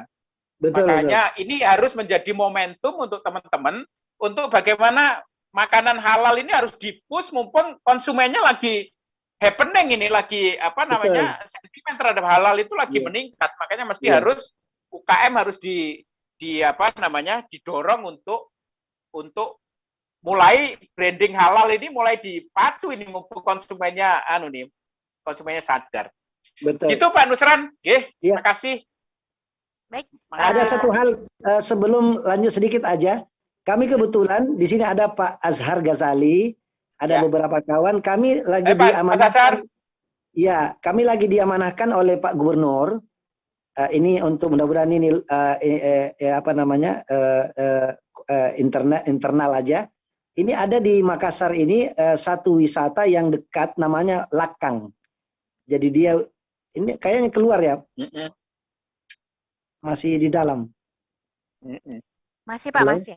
Masih ya? Masih ada. Ya, ada Lakangnya. Kita ini ingin membuat wisata yang dekat. Tadi kan disinggung ya, nggak jauh. Ini kita Makassar dekat banget itu. Kira-kira hitungan menit aja. Cuma dia memang dilingkupi oleh sungai. Ya, namanya Sungai Tallo ya, dan di situ memang ada heritage juga, jadi warisan budaya. Dulu mungkin ingat namanya Syekh Yusuf Al-Makassari. Ya, Syekh Yusuf ini malah dapat gelar pahlawan di Cape Town, Afrika Selatan. Iya, jadi padahal Syekh Yusuf asalnya dari sini, dari Goa dan Tallo gitu ya. Terus beliau berguru dan kemudian ke Banten. Banten beliau istilahnya berjuang gitu ya, melawan penjajah, kemudian akhirnya ke Kolombo akhirnya sempat ke Mekah juga gitu ya, ceritanya begitu. Jadi ini tempatnya bagus, namanya Lekang ya. Mudah-mudahan nanti kami bisa dibantu, ini real segera ini mudah-mudahan RAB-nya masuk untuk anggaran 2022. Iya, kami baru dapat Boleh, Pak Nusran. Mudah-mudahan kita bisa saling kontak-kontak Pak ya untuk bisa kasih masukan. Pokoknya kalau Ima Makassar kita support lah. Baik, insya Allah. Iya. Terima kasih, itu aja informasinya. Ya, terima kasih. Baik, Tribuners di sini masih ada beberapa Pak yang bertanya. Saya beri kesempatan dulu kepada Pak Haryadi Kaimudin. Silakan Pak. Nanti menyusul juga ada Pak Asar Ghazali dan juga Pak Joko Surojo. Pak Hairudin dulu, silakan. Pak Haryadi. Oke, makasih Uma. Mas Iwo, apa kabar? Assalamualaikum. Waalaikumsalam. Mas. Ya, rekan-rekan Ima dan Kala Friends yang hadir pada hari ini. Mungkin saya nggak bertanya nih Mas Iwo, cuma mau sharing. Ya. Apa yang Mas Iwo sampaikan nyambung sekali dengan apa yang kami alami di Kala Group soalnya. Jadi cocok banget lah prediksi-prediksinya. Setuju banget bahwa memang yang menyebabkan resesi itu ketakutan masyarakat. Betul. Takut ketidakpastian buat mereka ragu untuk melakukan transaksi. Terbukti ketika pemerintah memberikan insentif PPNBM untuk otomotif. Ketika insentif itu diberikan, diskonnya cukup lumayan, harga turun. Ternyata penjualan kita yang tadinya pada saat 2020 itu mungkin sekitar 30% aja dari kondisi normal, naik bahkan lebih tinggi dibanding angka di 2019. Jadi istimewa sekali kan. Begitu ada trigger ternyata, dan benar, ternyata orang itu nyimpen duit, bukan nggak punya duit. Ada duitnya. Hanya butuh alasan saja, jadi begitu ada trigger sedikit, alasan, optimisme, bisa menghilangkan fear-nya mereka langsung melakukan transaksi itu. Dan alhamdulillah memang di tahun ini, sejak PPNBM itu berjalan, penjualan kami sangat baik. Memang tetap berbeda untuk setiap area ya. Area Bali tentu saja tetap masih jauh dari recover karena memang sangat tergantung sama pariwisata. Tapi beberapa daerah-daerah itu termasuk Indonesia Timur ini sangat baik, bahkan bisa di atas tahun lalu. Jadi memang confirm sekali prediksinya Mas Yo. Mungkin juga related dengan tadi car ini ya, kembali orang naik mobil pribadi gitu loh. Iya tuh, daripada naik yang tadinya mungkin naik angkutan umum ya udah harus terpaksa beli mobil lagi, beli motor lagi gitu. Betul. Jadi ya saya cuma pengen konfirmasi bahwa tepat sekali apa beberapa prediksi yang disusun oleh Mas Iwa. Thank you, Mas. Ya. Jadi itu ngait ke pariwisata juga, Mas. Jadi nanti tren pariwisata itu grup turisme itu akan makin hilang, ya. Grupnya lebih grup kecil, itu lebih ke keluarga. Jadi keluarga itu bisa bapak, ibu, anak, atau kalau mau bus itu sama kerabat besar gitu. Jadi arahnya nanti ke situ. Dan saya kira memang nanti private car itu akan kembali. Ingat ya, ini teman-teman, pandemi ini bukan setahun 2 tahun loh, ini bisa 5 tahun, 6 tahun, selamanya loh. Jadi ketakutan itu akan ada terus ya. Ketakutan itu akan ada terus, dan ketakutan itu menciptakan tadi demand tadi itu. Ya, salah satunya adalah private car. Oke, Mas Haryadi, boleh? Mbak Uma, yang lain boleh? Baik, selanjutnya Pak Asar Ghazali, silakan Pak. Pak Asar, monggo. Assalamualaikum Mas Yo. Waalaikumsalam. Saya salam sehat selalu Mas Yo. Ya. Buat sahabat-sahabat Ima juga, dan dari Kala juga, Pak Haryadi, Ustaz Nusran, dan seluruh sahabat-sahabat saya. Saya Asar Ghazali, Pak Mas Iwo. Saya kebetulan adalah pelaku pariwisata. Tadi berapa kali disinggung mengenai turisme. Gitu. Nah, ini momen saya bertanya nih ke Mas Iwo. Sebenarnya fokus saya selama ini adalah di bidang umroh dan haji, serta juga di Muslim Tour, misal ke Turki, ke Dubai, ke Palestina, dan lain-lain. Nah, tentu saja dampak pandemi COVID ini sangat terasa sekali. Yaitu apalagi sudah hampir 2 tahun lah kita tidak bisa memberangkatkan umroh. Februari kemarin sempat buka lagi, tapi begitu kita siap berangkat, tutup lagi. Gitu. Jadi nggak berangkat lagi. Tapi alhamdulillah, di bulan pertengahan Juni kemarin, alhamdulillah sangat surprise sekali saya sempat memberangkatkan grup ke Turki, Mas Yo. Ya, itu pun saya tidak sangka sama sekali. Tapi itu menjadi sebuah jawaban bahwa sebenarnya keinginan orang untuk berangkat, mereka punya ada saving money dan siap berangkat, menunggu momen yang tepat. Nah, momen saya berangkat kemarin itu memang kebetulan Turki kan, kalau saya nggak salah sampai detik ini hanya Turki yang tidak menutup aksesnya dari Indonesia gitu loh, ke Indonesia maupun masuk ke Indonesia kan. Jadi alhamdulillah kita manfaatkan. Malah saya punya untuk perencanaan ke depan sampai di Agustus saya ada persiapan keberangkatan, tapi itu semua tergantung kondisi dari dalam negeri juga. Gitu. Nah, tadi juga Mas Iwo singgung mengenai bahwa ke depan tur domestik ini akan meledak gitu, akan membooming. Itu mungkin itu sebuah keniscayaan yang insya Allah kita harap seperti itu. Tapi juga di sisi lain masyarakat kita ini kalau untuk tur domestik, jujur aja Mas Iwo itu lebih senang backpacker gitu. Lebih senang mereka udah tahu caranya seperti apa, kecuali memang yang program seperti Labuan Bajo itu memang harus kita arrange gitu kan. Kalau yang lain seperti Bali mereka udah paham lah, sehingga harapan kita juga tetap ada pada tur keluar gitu seperti itu. Nah, mungkin Mas Iwo bisa kasih kami ini secara general apa sih trik atau resepnya sehingga di ke depan ini kita bisa lebih baik lagi dalam menjalani bisnis terutama di bidang pariwisata ini gitu Mas Iwo. Itu berarti Mas Iwo. Terima kasih. Assalamualaikum warahmatullahi wabarakatuh. Terima kasih. Teman-teman, kita itu sebelum pandemi itu kita berada di puncak leisure. Jadi untuk konsumen itu sampai kepada leisure society itu memang nggak gampang. Artinya kebutuhan basicnya sudah beres gitu. Kita itu tahun 2000 kita tuh masuk sebagai negara 2010 itu kita masuk sebagai negara middle income country. Jadi pendapatan per kapita kita itu sudah 3.000. Makanya saya bikin buku judulnya Consumer 3.000. Nah, ketika sudah lewat 3.000, teman-teman, maka kebutuhannya itu bergeser dari kebutuhan basic ya sandang pangan papan itu mengarah ke kebutuhan yang leisure. Ya, leisure itu untuk liburan dan termasuk aktualisasi diri dan esteem tadi itu. Dan itu nggak tertahankan. Dan saya masih punya prinsip bahwa pandemi itu nggak akan bisa menahan keinginan konsumen untuk leisure, ya itu nggak akan bisa, ya. Dan sekarang ini yang terjadi semakin ditutup, itu konsumen semakin stres, maka konsumen semakin pengen untuk liburan. Jadi teman-teman, kalau kaitan dengan liburan, itu saya sudah nggak ragukan lagi, itu akan cepat balik sejauh nggak ditutup-tutup gitu. Jadi masalahnya bukan di konsumen, tapi masalahnya di pemerintah yang nutup-nutup sebenarnya. Ya kita nggak bisa nyalahkan pemerintah ya. Tapi artinya secara sentimen, secara konsumen itu anytime itu dibuka, maka langsung luber gitu ya, langsung ya. Itu karena sudah jadi kebutuhan dan sudah kayak quote-unquote kalau narkoba itu sudah kayak edik sebenarnya ya. Kita sudah duit sudah ada, keinginan sudah pernah, begitu keinginan itu hilang, maka kerinduan itu akan muncul dan itu akan orang akan cepat. Dan teman-teman, industri pariwisata itu kalau dulu sebelumnya kita mengira ya banyak prediksi bahwa kita bisa virtual, ya, jadi pakai virtual reality itu ternyata memang terbukti nggak bisa.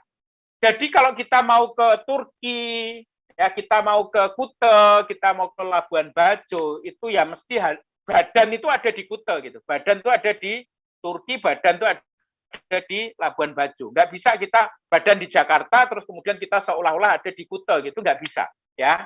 Sudah dicoba tetapi nggak matters gitu ya. Artinya apa? By default industri tourism itu memang high touch ya, memang high touch. Artinya apa? Kita itu harus touch langsung kepada experience yang mau kita nikmati itu gitu ya. Sehingga apa namanya tourism itu nggak akan kemudian mati ya. Jadi tourism itu baik, prediksi saya akan cepat sekali balik ya.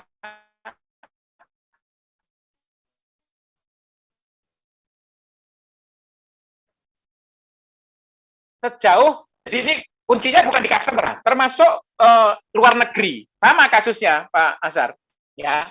Karena kita ini sudah, saya ingat sekali ya, dulu waktu masih kecil atau masih sampai dengan SMA mahasiswa, keluar negeri aja belum pernah gitu ya. Tapi sejak tahun 2000-an, tahun 2010-an, masyarakat kita ini sudah mulai biasa lah, minimal ke Singapura itu murah sekarang. Kalau dulu kan mahal kan. Nah, kalau kita sudah ngerasain luar negeri, maka kemudian gitu, sama kayak laser tadi itu. Maka kita akan, tarikannya itu akan luar biasa. Ya, apalagi esteem tadi itu. Esteem sama aktualisasi diri. Kadang-kadang kita keluar negeri itu bukan untuk experience-nya, tapi lebih karena aktualisasi diri ini loh, aku lagi di Singapura, aku lagi di Jepang, lagi di Taiwan gitu. Jadi itu tarikannya kuat sekali, tapi secara konsumen itu anytime itu akan ready. Cuman yang jadi masalah adalah karena nanti negara akan membatasi, ya negara lain itu melarang kita untuk ke sana dan seterusnya. Jadi kuncinya adalah di situ sebenarnya. Kalau dari sisi konsumen, saya kira konsumen itu akan siap ya dan siap spending ya, dan termasuk agak-agak berani, kalau orang Indonesia itu agak berani mati ya. Agak berani bonek lah ya, kadang-kadang gitu orang Indonesia. Jadi teman-teman yang di pariwisata saya kira jangan berkecil hati ya. Kalau dari si konsumen kan yang ngasih duit itu kan konsumen ya. Cuman karena nanti mudah-mudahan nanti vaksin, Pak Luhut sudah bilang kita bulan September katanya Jawa Bali itu sudah herd immunity karena sudah 70% vaksin. Mudah-mudahan dengan ada vaksin itu game changer, akan cepat pulih dan orang menjadi semakin tidak takut untuk keluar rumah. Sama kayak di Euro ya, Piala Eropa teman-teman kita ngiri ya, nonton sepak bola kok jingkrak-jingkrak, rangkul-rangkulan ya, teriak-teriak, itu kayaknya sudah lewat betul, nggak ada yang pakai masker gitu ya, karena mereka semua sudah divaksin. Mudah-mudahan kalau kita vaksinnya jalan lancar, mudah-mudahan everything will be, badai pandemi akan berlalu gitu. Itu kayak judul lagu itu. Itu Mbak Uma. Iya, amin. Semoga ya, Mas Uwo ya. Ya, saya selanjutnya ke penanya selanjutnya pada Pak Joko Srojo, silahkan Pak.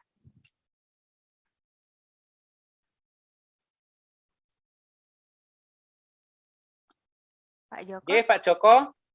Ya, Pak Joko, monggo. Tunggu di. Oke, silahkan Pak. Assalamualaikum, Mas Iwo. Waalaikumsalam, Mas Joko. Nggih. Ya. Matur nuwun. Mbak Uma, terima kasih waktunya. Rekan-rekan Kala Ima, kemudian Tribun Timur, ya. Saya ucapkan selamat semuanya dan matur nuwun atas sharing ilmu yang disampaikan oleh Mas Iwo pada sore hari ini. Sangat bermanfaat buat membuka cakrawala kita semua bahwa pentingnya kita mengantisipasi dengan adanya database yang Mas Iwo sudah lakukan survei maupun segala macam. Mungkin saatnya kita sama-sama ya, kebetulan kalau usaha saya, bisnis saya kan itu ada di mute, Pak. Termute. Tersenggol, wait.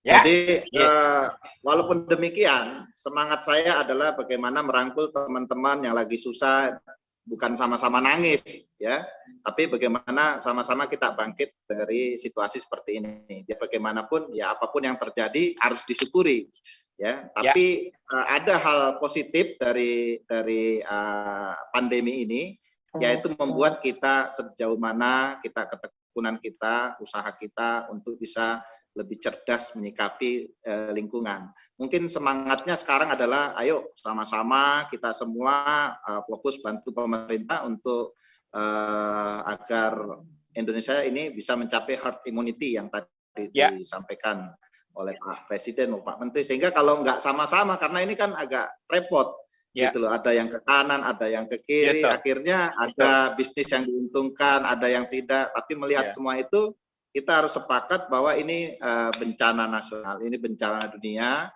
yang kita harus syukuri sama-sama. Ayo kita bangkit, saling bantu-membantu. Apa yang dipaparkan oleh Mas Iwo tadi itu real terjadi di lapangan, dan kita yakini bahwa ini yang lumrah, bahwasanya perilaku customer seperti saat ini yang terjadi. Kemudian bagaimana perilaku kita sebagai pengusaha untuk cerdas menyikapi ini agar benar-benar kita membantu minimal karyawan-karyawan kita tidak dipecat, minimal karyawan-karyawan kita bisa penghidupan yang layak dan sebagainya. Nah ini banyak hal yang menjadi concern-concernnya IMA, terutama yang di Sulawesi Selatan maupun di Indonesia. Sehingga sharing yang diberikan oleh Mas Iwo ini luar biasa menambah cakrawala berpikir kita bahwa ayo kita meraih hal yang rise tadi, tapi kita bantu teman kita yang fall semata-mata semangatnya untuk kemanusiaan saat ini. Ya kemarin alhamdulillah juga saya memberikan beberapa sharing-sharing termasuk tentang vaksin ya, besok juga masih terkait tentang herd immunity bersama dokter-dokter di KKP. Dan mudah-mudahan dengan semangat kita semua yang saat ini lagi Zoom bisa memberikan inspirasi bagi lingkungan di tempat kerja kita di Indonesia. Itu aja Mas Iwo. Mungkin kalau apa nanti dampaknya perpanjangan di PPKM jilid berikutnya, walau alam, monggo. Matur nuwun sangat. Assalamualaikum warahmatullahi wabarakatuh. Waalaikumsalam. Ya, monggo. Mbak, saya nggak perlu nanggapin ya, udah ini ya. Ya, monggo Pak, silakan. Cukup, saya sih setuju. Jadi intinya memang betul sekarang ini yang kalau dunia usaha karena semua serba berat ya, yang punya duit itu pemerintah memang ya, karena pemerintah kan ngambilnya dari pajak ya. Jadi kalau dari pajak kan kita bayar terus ya, duitnya ada, tinggal bagaimana pemanfaatan duit itu bisa sebagus mungkin untuk menggeliatkan ekonomi tadi itu ya. Jadi kita bantu pemerintah agar resesi ini tidak terjadi dan kita balik lagi tadi namanya virtual cycle. Jadi konsumen menjadi dengan vaksin mudah-mudahan nanti nggak akan takut. Kalau nggak takut maka mudah-mudahan akan spending ya, duitnya yang selama ini disimpan di deposito, disimpan di tabungan ya, itu akan dikeluarkan semua untuk beli mobil, untuk beli makanan, minuman, untuk beli lemari es segala macam, sehingga yang jualan mobil, jualan lemari es itu bisa tumbuh lagi. Dan kalau pabriknya bagus, perusahaannya bagus, karyawannya juga digaji bagus, sehingga dia juga akan spending lagi, muter lagi ekonominya ya. Sekarang ini karena konsumen takut, maka dia nggak spending, maka kemudian tokonya juga ditutup.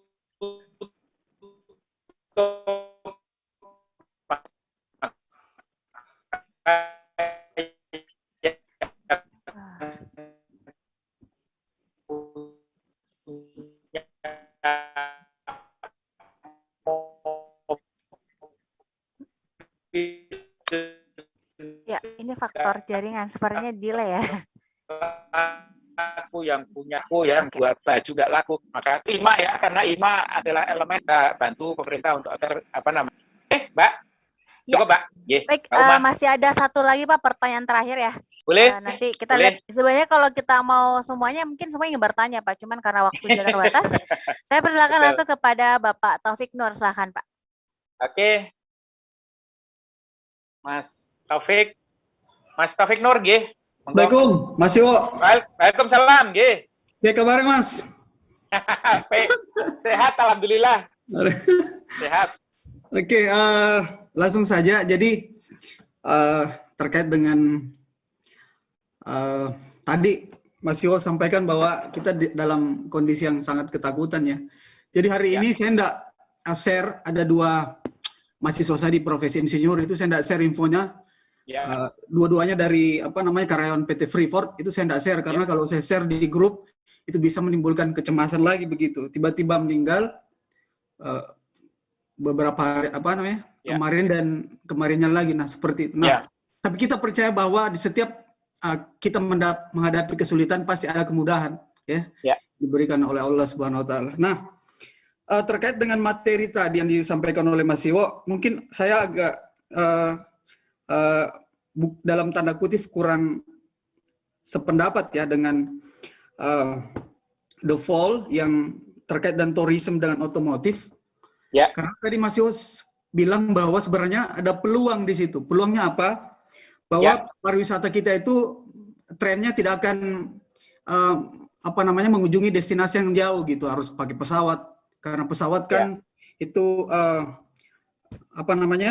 tidak less kontak dan sebagainya ya, seperti itu. Nah, saya melihat ada tren sebenarnya di pariwisata kita. Ini mungkin akan berkembang bahwa tren itu adalah pariwisata yang sifatnya customized. Jadi kemarin saya sempat ke Jakarta, saya ke Decathlon, itu ramai sekali Mas. Ini belum ada varian Delta ini. Nah, orang pada ramai-ramai beli tenda. Nah, saya juga ikut-ikut gitu. Terus saya sempat ngobrol, kok ini mau wisata di mana? Itu di puncak banyak Mas, disediakan orang-orang menyediakan lahannya. di situ ada sungai dan sebagainya. Nah, itu saya melihat bahwa yang terganggu memang pariwisata yang besar, big tourism. Tapi ini akan berkembang pariwisata yang digerakkan oleh UKM-UKM atau pribadi-pribadi seperti itu. Utamanya kita kan sukanya sekarang yang tidak bercampur sama orang gitu, ke desa-desa, makan di situ dan sebagainya. Kita kan tahu kalau di kampung-kampung nggak ada corona begitu. Orang-orang kampung bilang begitu. Betul. Karena udaranya masih segar dan sebagainya. Nah ini bisa men-trigger perkembangan niche tourism ya. Mas Iwo, saya masih sempat belajar sama Mas Iwo waktu saya mahasiswa dulu ya, waktu di Unhas diajarin niche marketing. Nah, niche tourism. Nah, ini akan berkembang saya lihat Mas Iwo. Saya kemudian mendorong saya bikin sekarang bakso sehat. Jadi non MSG saya share cara bikinnya dan sebagainya, dan itu mulai banyak yang yang beli gitu. Tidak pakai MSG, tidak pakai pengawet dan sebagainya. Yang disampaikan tadi sama Pak Haji Nusran itu food, halal food seperti itu ya. Dan kemudian mencoba membangun yang tadi punya lahan di beberapa di tidak jauh dari sini 2 jam itu bisa kita bangun yang tadi saya bilang camper van, mobil pribadi bisa disetting, atau trennya nanti banyak camper van yang bisa ke daerah-daerah yang di desa-desa begitu ya. Mereka bisa camping satu keluarga dan sebagainya, 4 orang gitu. Ini nanti akan berkembang ke arah situ. Nah, seperti itu Mas Iwo.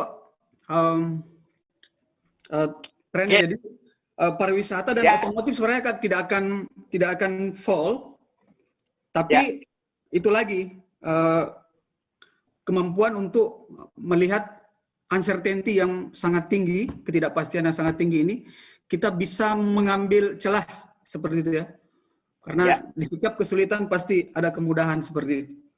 Dan saya yakin bahwa otomotif tidak akan, mungkin segmennya aja, jadi mungkin akan lebih banyak tren-tren mobil yang lebih besar ya. Kan kemarin yang mobil-mobil kecil gitu. Mungkin nanti akan trennya mobil-mobil besar ya, penjualan mobil-mobil besar seperti itu. Saya kira begitu Mas Iwo. Oke, setuju. Ya, jadi teman-teman tadi ya, kalau dikatakan yang sebelah kiri itu fall, ya sebelah kanan itu rise, itu secara umum sih sebenarnya.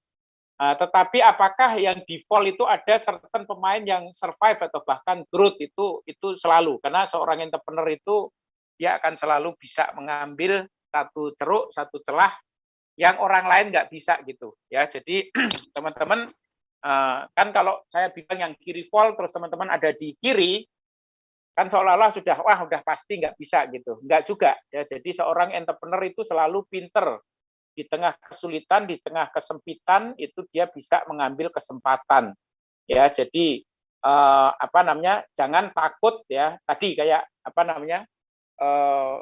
di tengah kondisi yang kayak gini teman-teman jangan takut dan kemudian pesimis dan kemudian malah nggak muncul ide-ide brilian gitu ya. Seorang entrepreneur itu justru seneng di masa-masa yang justru kayak begini sebenarnya, di masa yang volatile, di masa-masa yang gonjang-ganjing kayak gini ya. Dan teman-teman entrepreneur yang jeli itu malah justru memanfaatkan kondisi gonjang-ganjing itu untuk mengalahkan kompetitor gitu ya. Makanya saya sering kasih gambaran teman-teman, kalau kita ngomong MotoGP atau kita ngomong Formula One ya, mereka itu kalau nyalip kompetitor itu justru di lingkungan, di lintasan yang nikung gitu, bukan di lintasan yang lurus gitu. Nah, saya menggambarkan teman-teman situasi bisnis yang normal itu adalah situasi bisnis situasi balapan yang lintasannya lurus gitu ya. Situasi bisnis yang gonjang-ganjing itu adalah lintasan yang menikung gitu. Nah, menariknya kalau kita belajar dari Formula One sama MotoGP ya, Rossi atau Hamilton itu justru mereka itu nyalipnya itu pada titik-titik di tikungan gitu. Ya. Nah, sama entrepreneur itu nyalip kompetitor itu di titik-titik kondisi krisis, kondisi yang gonjang-ganjing, bukan di kondisi yang normal. Karena kalau termasuk pemain kecil itu kalau mau ngelawan yang raksasa dalam kondisi yang normal itu berat sekali, tetapi dalam kondisi yang krisis kayak gini, yang paling khawatir kan pemain besar. Kenapa? Karena pemain besar tuh overhead-nya tinggi, sementara yang kecil-kecil ini kan overhead-nya kan kecil gitu, jadi lebih agile gitu ya, lebih gampang meliuk-liuk gitu. Sementara pemain besar nggak kayak gitu ya. Nah, justru pemain kecil itu bisa langsung melesat, bisa ngalahkan yang gede kalau dalam kondisi yang krisis, kondisi yang gonjang-ganjing gitu. Jadi teman-teman sekaligus ini karena juga pertanyaan terakhir saya ingin mengingatkan ke teman-teman jangan pesimis ya menghadapi pandemi karena peluang itu banyak justru di masa-masa transisi atau di masa-masa yang gonjang-ganjing seperti ini. Jadi jangan mengira bahwa wah kalau pandemi berarti kita harus libur dulu gitu ya. Nunggu nanti pandeminya lewat. Enggak. Justru teman-teman gunakan momentum pandemi ini untuk bisa menyalip di tikungan gitu ya, untuk bisa mengalahkan kompetitor di kondisi yang gonjang-ganjing ini ya. Jadi mungkin Mbak Uma sebagai penutup itu mungkin teman-teman nanti bisa ingat terus ya. Jadi kata kuncinya adalah menyalip di tikungan ya. Gunakanlah pandemi yaitu kondisi gonjang-ganjing untuk menyaingi atau menyalip kompetitor gitu ya. Pandemi saya gambarkan sebagai lintasan yang menikung dan gunakanlah lintasan yang menikung ini untuk menyalip teman-teman menyalip kompetitor di tikungan. Jadi kata kuncinya 3 kata Mbak Uma untuk menutup, yaitu menyalip di tikungan. Nah, itu. Baik, luar biasa Mas Iwo. Ini tadi kalau misalnya tadi ada yang mengatakan bahwa ini memang diskusi kita pada kesempatan kali ini membuka cakrawala kita semuanya.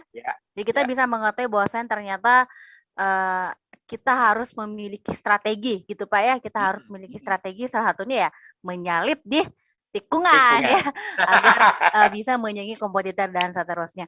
Baik, Bapak semuanya yang sudah bergabung tentunya terima kasih banyak, antusiasnya luar biasa juga.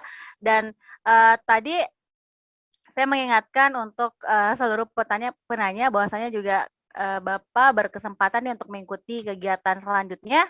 Dan untuk info lebih lengkapnya tadi ini di kolom chat sudah ada informasinya bahwa silakan menghubungi WhatsApp di 081 930 719 506 untuk pengiriman tiketnya ya untuk Indonesia Industry Outlook 2021. Baik, semuanya luar biasa dan buat Mas Iwo terima kasih banyak.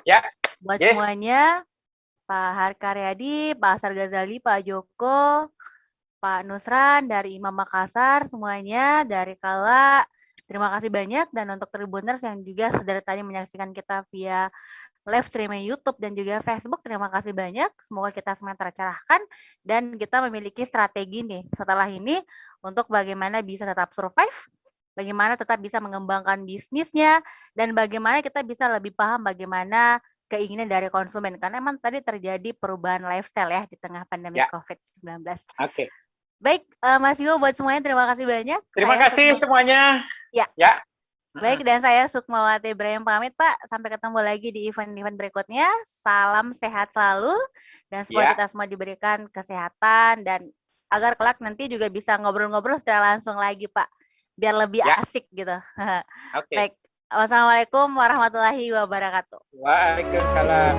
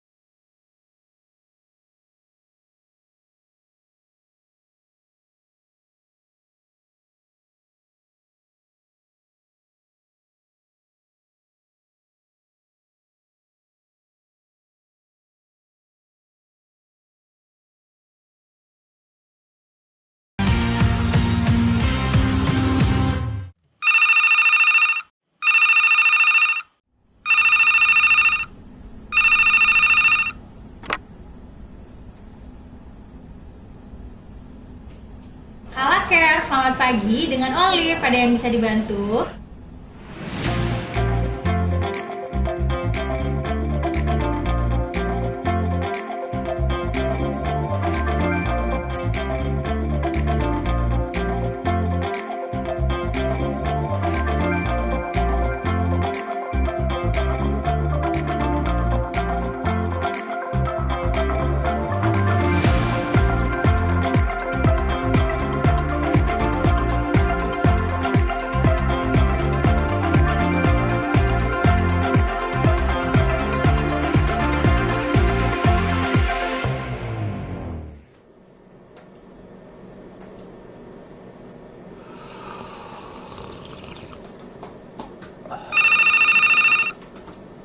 Kalaker, selamat siang. Dengan Danu ada yang bisa dibantu?